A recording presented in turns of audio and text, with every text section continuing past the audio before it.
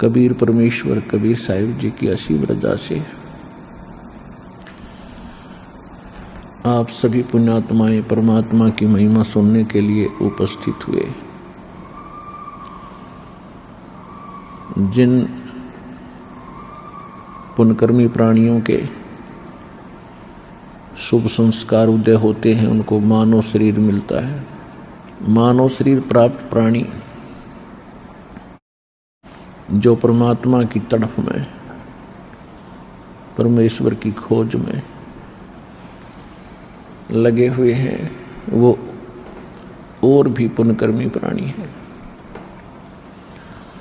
और जिन मानव शरीरधारी प्राणियों को सतगुरु सत्संग मिल जाता है,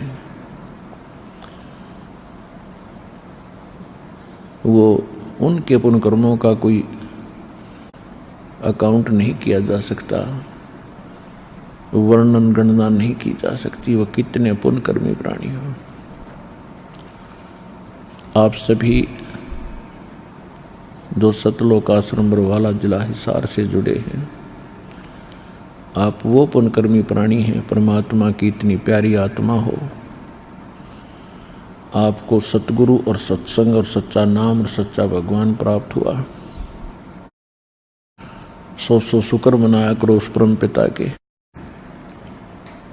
एकांत में बैठकर उसका धन्यवाद किया करो, आंखों में आंसू भर के कि हे परमात्मा, हम इस योग्य नहीं थे, आपके रहम और करम ने हम इस योग्य बनाया, अपने चरणों में लिया।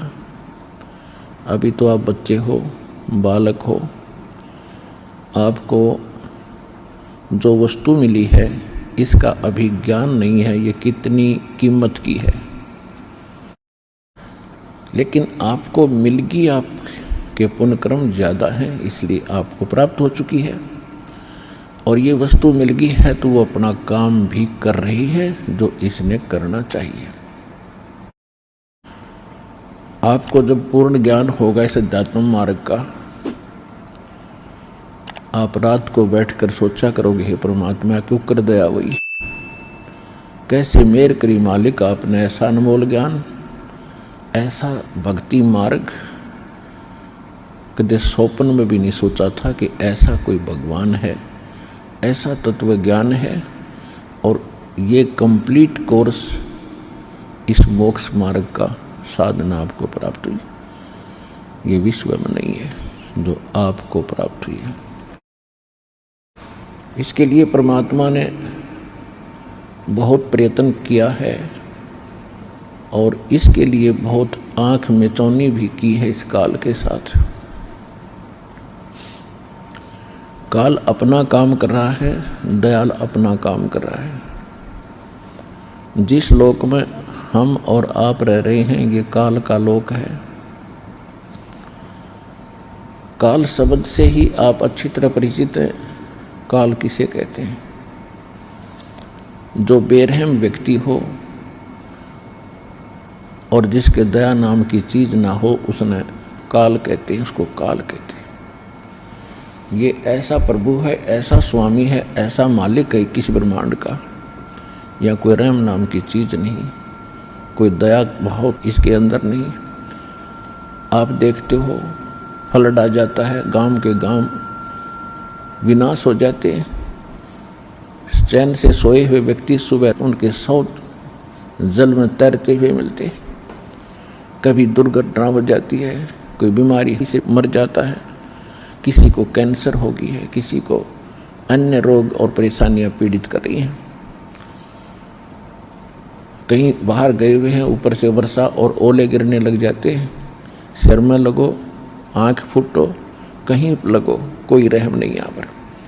तो ऐसे लोक में और आप रह रहे हो और कभी टेंशन नहीं बनी, कभी चिंता नहीं बनी, ये क्या हो रहा है, क्यों जन्म रहे हैं, क्यों मर रहे हैं।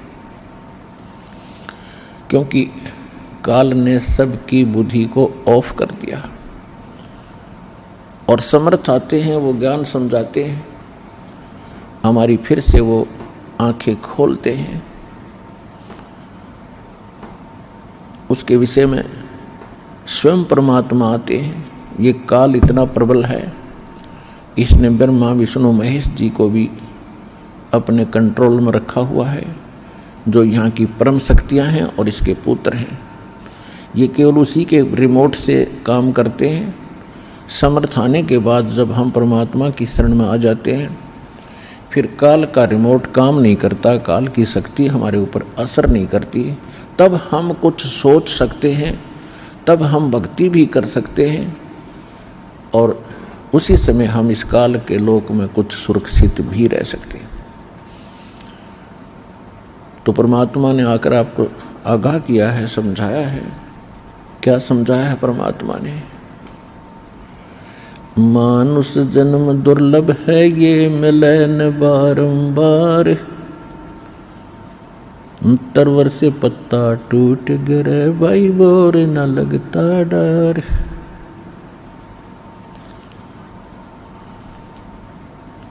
बंदे तू कर बंदगी, जय चावे दीदार, अवसर मानुष जन्म का, भाई मिले न बारंबार।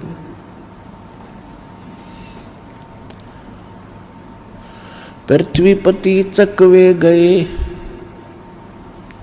पूरी पृथ्वी के शासक जिनको चक्रवर्ती राजा कहा जाता था, उनको चकवे कहा है सुख संवेद में। पृथ्वीपति चकवे गए, जिनके चक्र चलनते, रावण सरीखे कौन गिने, भाई ऐसे गए अनंत। सर्व सोने की लंका थी वो, रावण से रणधीरम, एक पलक में राज विराजी, जब के पड़े जजीरम।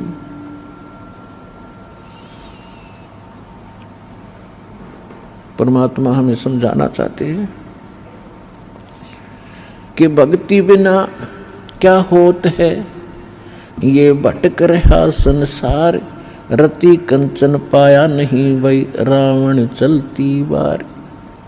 परमात्मा हमें कैसे कैसे एग्जाम्पल बताकर, उदाहरण दे करके सतर्क करना चाहते हैं कि बच्चों, तुम जहाँ रह रहे हो ये लोग ठीक नहीं है, और जिस मानुष जन्म को प्राप्त करके आपने जो कार्य मनुष्य जीवन का करना चाहिए था उसको कर नहीं रहे हो, और जो पुण्यात्माएं उस कार्य को कर भी रहे हैं, वो मार्ग ठीक नहीं है, वो भक्ति ठीक नहीं है, वो साधना ठीक नहीं है। जो भक्ति नहीं कर रहे और जो कर रहे हैं वो शास्त्र विधि त्याग कर मनमाना आचरण कर रहे हैं, तो दोनों ही एक समान है। कोई भी कार्य है उसको ठीक ढंग से किया जाएगा तभी उसमें सफलता मिलती है। ये तत्व ज्ञान है, ये विशेष ज्ञान है, विज्ञान है अध्यात्म मार्ग की। कोई भी विज्ञान का जो फार्मूला है, उस फार्मूले के अनुसार ही कोई वैज्ञानिक अपना अनुसंधान करेगा तो वो सफलता मिलेगी। इसी प्रकार ये विज्ञान है, तत्व ज्ञान है, विशेष ज्ञान है, ये सुख संवेद जो आपको बताया जा रहा है भक्ति का, इसके कुछ फार्मूले हैं। उन फार्मूलों के अनुसार ही आप साधना भक्ति करोगे तो आपको अवश्य सफलता प्राप्त होगी। वो फार्मूले सत्संग में बताए जाते हैं। सबसे पहला मोक्ष प्राप्ति के लिए सबसे पहला जो फार्मूला है कि गुरु हो। गुरु बिन माला फेरते, गुरु बिन देते दान, गुरु बिन दोनों निष्फल हैं, चाहे पूछो वेद पुराण। कि सबसे पहले इस मार्ग में गुरु हो। गुरु के बिना भक्ति करना भी विफल है, व्यर्थ।